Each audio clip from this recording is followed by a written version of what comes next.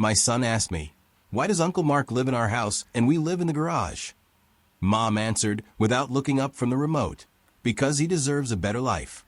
I said calmly, without irritation, "We're moving next week." Dad laughed. "Where?" "To a cheap motel," I replied, then showed him the keys to a downtown penthouse and the deed to the house. "No, but you can move out. I'm the landlord and you're the tenants."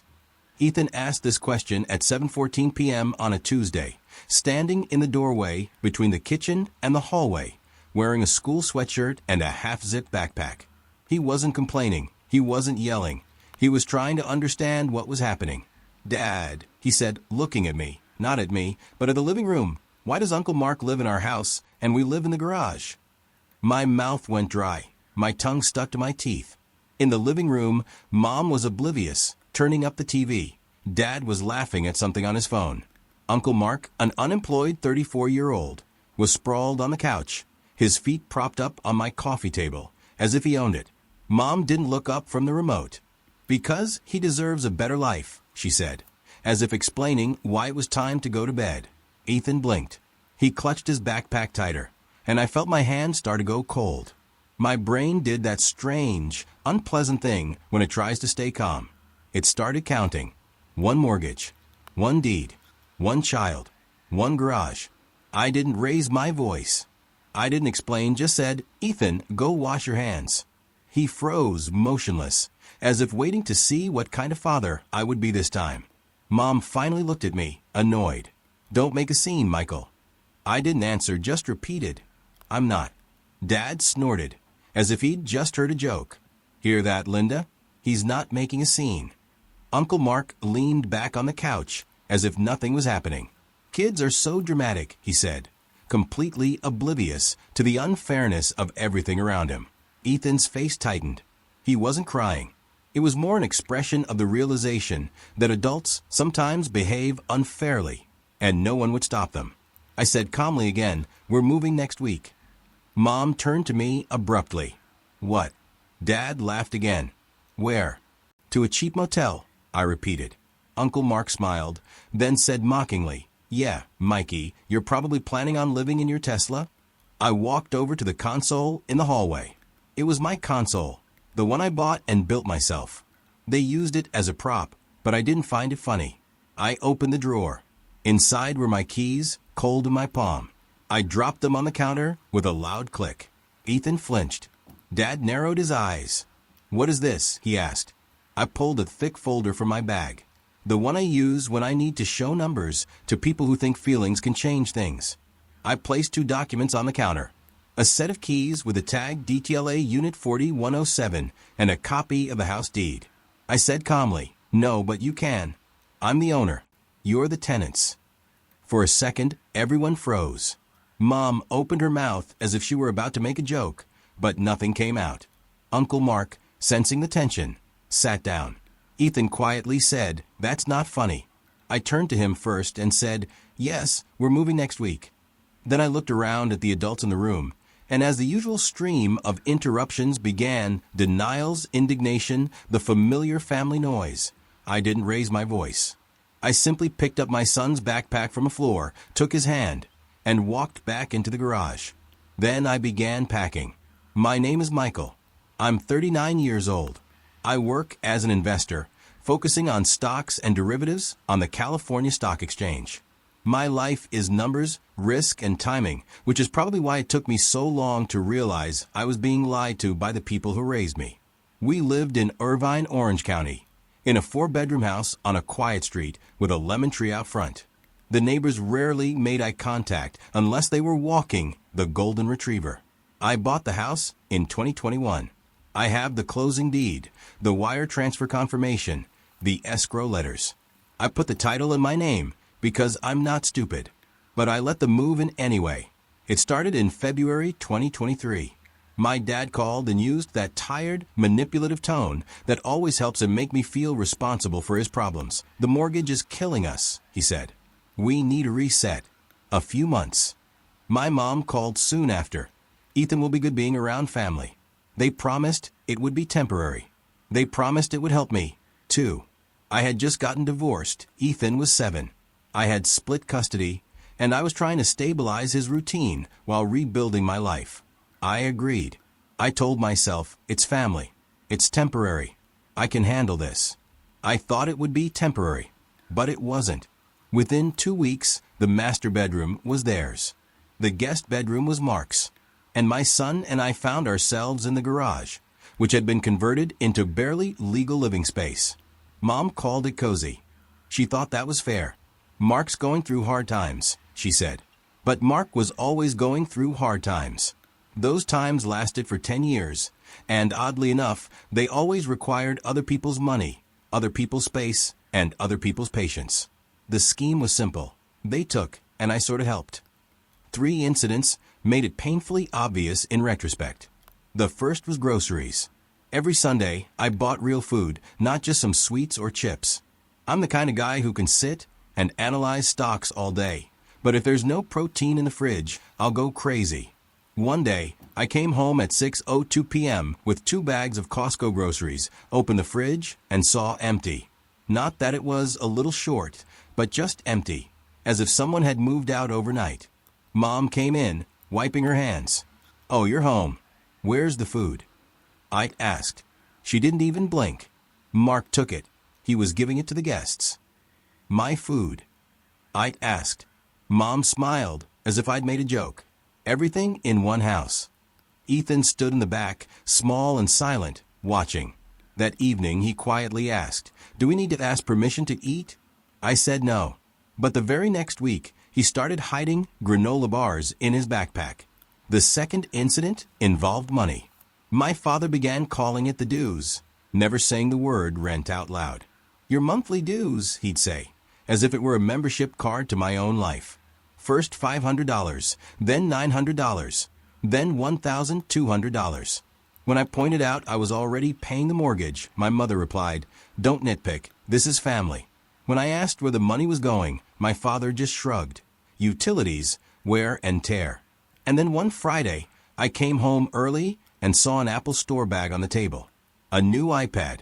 Mark was setting it up. I stared at it. Who bought it? Mark looked not guilty, but annoyed. I interrupted him.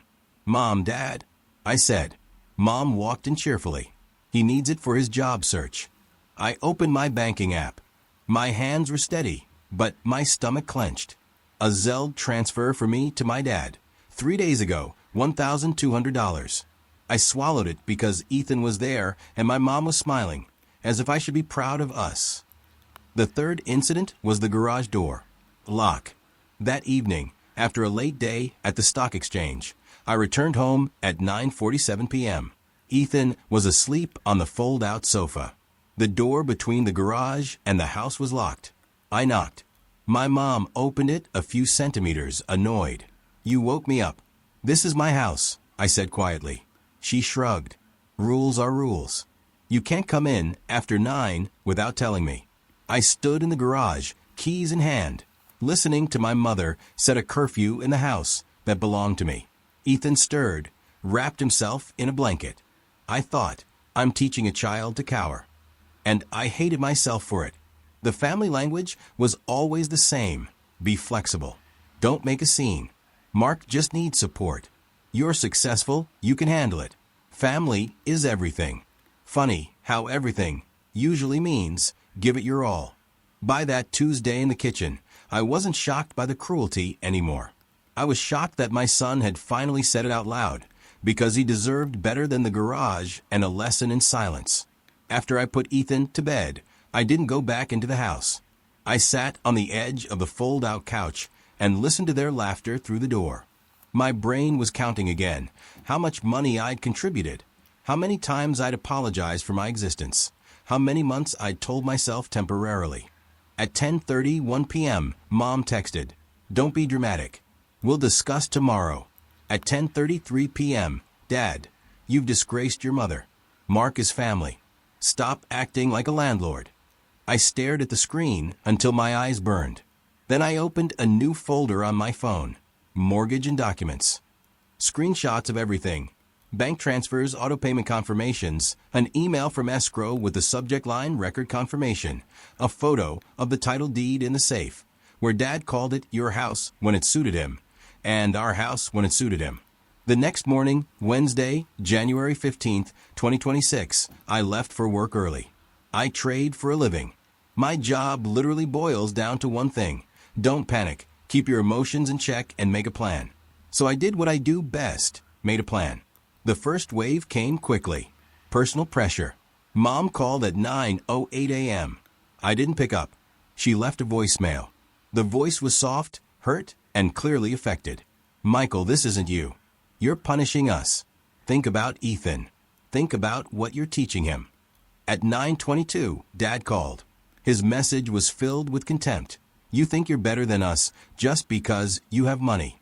You've forgotten where you came from. Mark didn't call. He posted an Instagram story from my living room with the caption, "Family drama is wild, LOL." During lunch, my sister, who usually kept to herself, wrote one sentence. "Sister Tara, I hear you're going to evict them. Will you do it?" I responded, "I'm moving out with Ethan. They can leave with just notice. I'm done." Then the second wave began, the practical harm. On Thursday morning, I went to get Ethan's passport from the safe in the hallway closet. I keep it there for travel and discretion. The safe was gone. I stood there, staring at the empty shelf, as if my brain refused to accept what was happening. I walked into the house. Mom was sitting at the table with coffee, as if nothing had happened. "Where's the safe?" I asked. She didn't look up. "What safe?" "The one with Ethan's passport." She sighed. "Why do you need it?" "Because it's mine." Dad appeared in the doorway, as if he was waiting for the right moment. "We put it somewhere safe," he said. "Where?" "You wouldn't take Ethan anywhere when he's having a tantrum," Mom said, taking a sip of coffee. "They weren't just trying to use my house. They were trying to control my child." My voice remained steady because I could feel Ethan in the garage, listening through the thin door. "Show me," I said. "Bring the safe right now." Dad smiled, as if he was enjoying this confrontation. "No," he said. I looked at him for a long moment and nodded. "Okay," I said. "Then I'll document that you're hiding my son's legal documents." My mother tensed. "Don't say that." "How?" I asked. "Exactly," I said. That same day, I called a lawyer not for drama and legal battles, but to be practical. I laid out the facts. The property is in my name. My parents live there month to month. There's no written contract. An adult relative occupies a room. My minor child and I are effectively forced to live in the garage, and personal documents are hidden. He asked one question that clarified everything. "Do you want them to move out?" I looked at Ethan's little shoes by the garage door. His question, "Why are we in the garage?" echoed in my head. "Yes," I said. "Legally." By Friday, I had all the paperwork. A 60-day notice to terminate my parents' lease, a separate notice for Mark as an unauthorized tenant, a written demand for the return of Ethan's paperwork, and detailed instructions on how to serve it properly. Don't improvise. Don't leave them any loopholes. On Friday night at 6:40, I brought home pizza for Ethan so he wouldn't feel like his world was crumbling. Mom stood by the garage door for what felt like an eternity. "Are you really doing this?" she asked, her voice tense. "Really," I replied. "Dad, you can't evict your parents. I can terminate the lease. And stop pretending you don't know the difference." Mark came over, chewing gum, as if he was bored. "Brother, are you crazy?" I pulled the documents out of the envelope. Mom's gaze slid over them, my hands trembling. Dad tried to snatch them from my hands. I stepped back. "Don't," I said. He froze, as if unaccustomed to unwavering boundaries. Ethan stood behind me, holding a plate of pizza in both hands. He quietly asked, "Are we in trouble?" I crouched down to be at his level. "No, we're leaving." He nodded once, too mature for 8, and went back into the garage without saying anything else. That evening, I made a list on my phone, what we were taking, what we would replace, what we wouldn't argue about. On Saturday morning, I opened a new bank account just for myself, transferred direct deposits to it, and canceled the deposit transfers. On Saturday afternoon, I rented a small storage unit, Unit B, 114 Barranca Parkway, and moved things out of the garage while they were in the house, pretending I wasn't there. At 3:12 p.m., Mom texted, "Mom, you're breaking Dad's heart." I didn't answer. I stopped arguing and started documenting. The turning point wasn't a scream or an argument. It was a non-emergency call to the police, an officer with a notepad. Monday, January 20th, 2026, 8:05 a.m. I tried again. In a calm, polite voice, I said clearly, "Bring me Ethan's passport right now." Dad leaned on the counter. No, Mom crossed her arms. "You're not taking him away from his family." Mark laughed. "Maybe he should stay here. He has a real home." Ethan was tying his shoes on the garage steps. I noticed his hands freeze, his shoulders tense. Something inside me went cold and clear. I took out my phone and pressed record. Then I said, loud enough for the microphone to pick up, but calm enough not to miss a word, "I am the legal owner of this property. I request the return of my minor child's passport and identification." "You refuse." "Correct." My father's eyes narrowed. "Turn it off." "No," I replied. My mother's voice sharpened. "Michael, stop. Answer." "Question," I said. My father chuckled. "Correct." I nodded once. Then I walked outside, stood in the driveway, and called the Irvine police non-emergency number. I didn't use words like abducted or be dramatic. A family member is refusing to return my minor child's passport and identification. I have proof.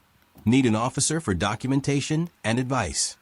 They arrived at 9:01 a.m. Officer Ramirez, in his early 30s, with a calm face, the kind who had seen all sorts of family conflicts, listened to me while my parents tried to interrupt.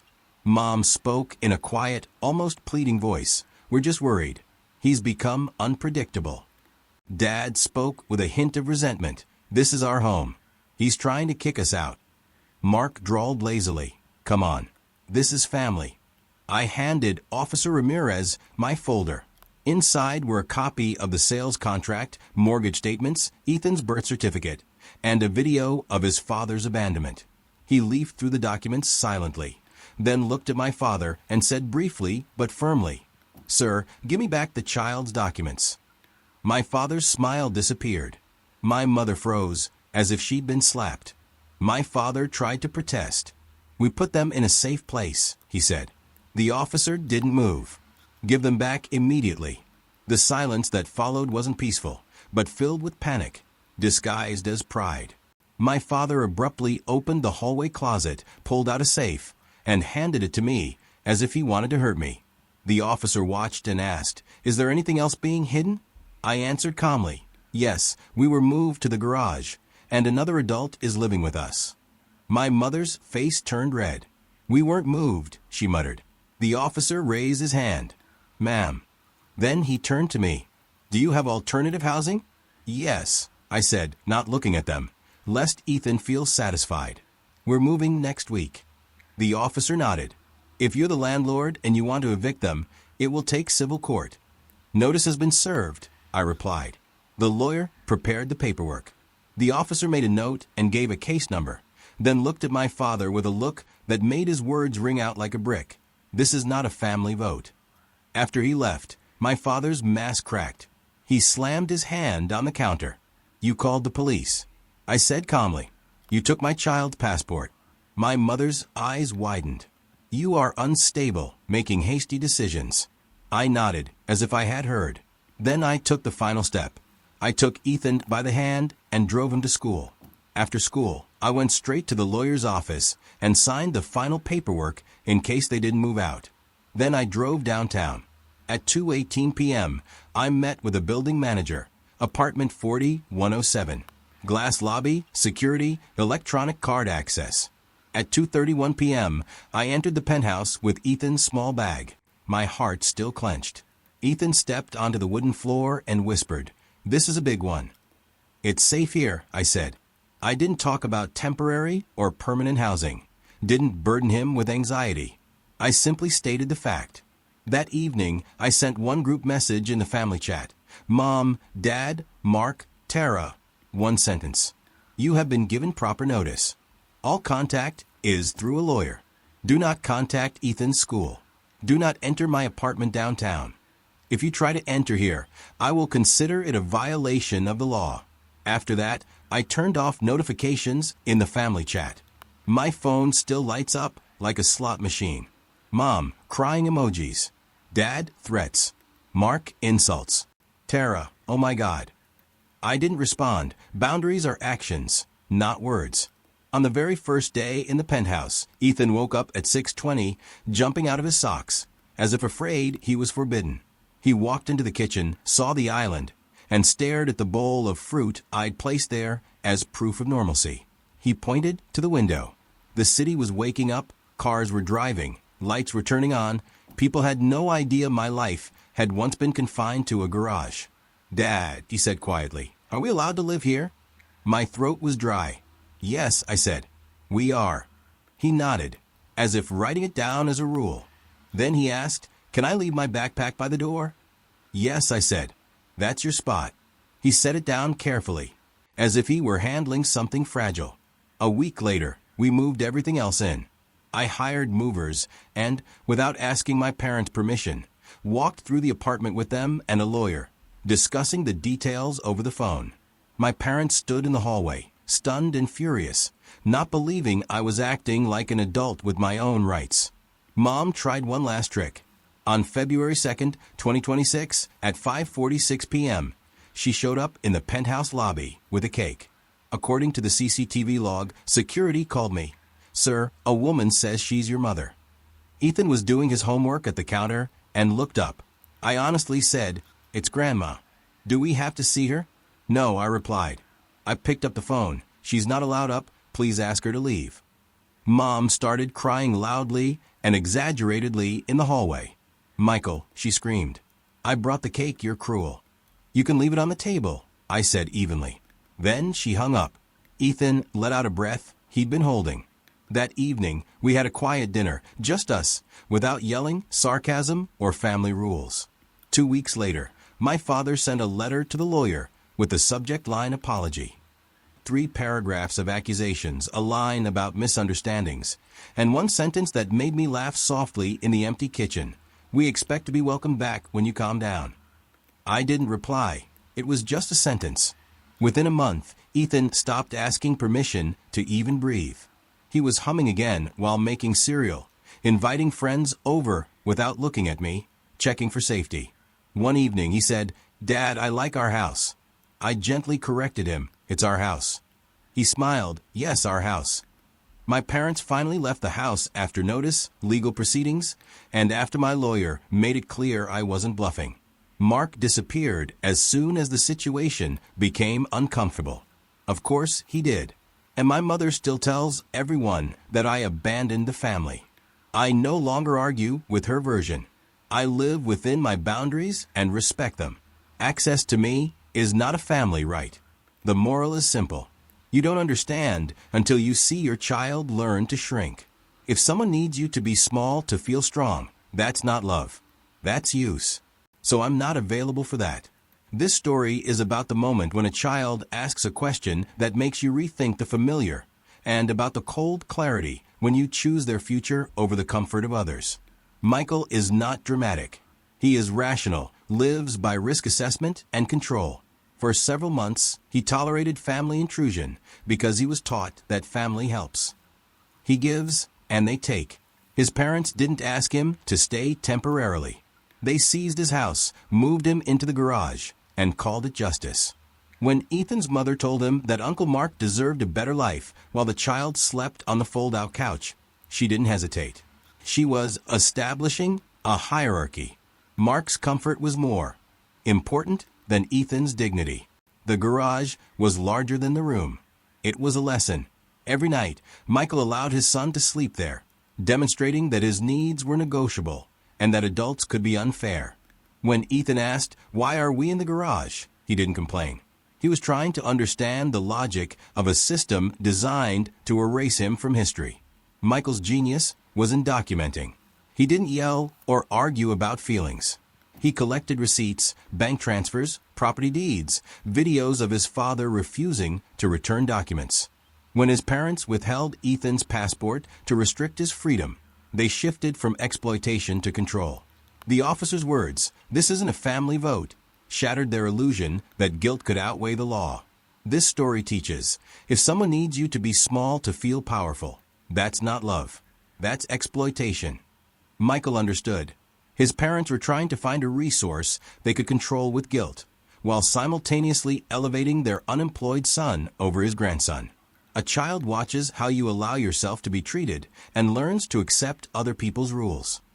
Ethan kept granola bars in his backpack and asked permission to put things down. Michael saved more than just himself. He saved his son from a lifetime of oppression. Family is not permission to colonize someone else's life. They temporarily settled in, displacing the child, controlling his food, demanding money, and withholding his documents when he tried to leave. This isn't a struggle. It's an occupation. The boundaries established by lawyers aren't cruelty. They're protection for those who perceive kindness as weakness.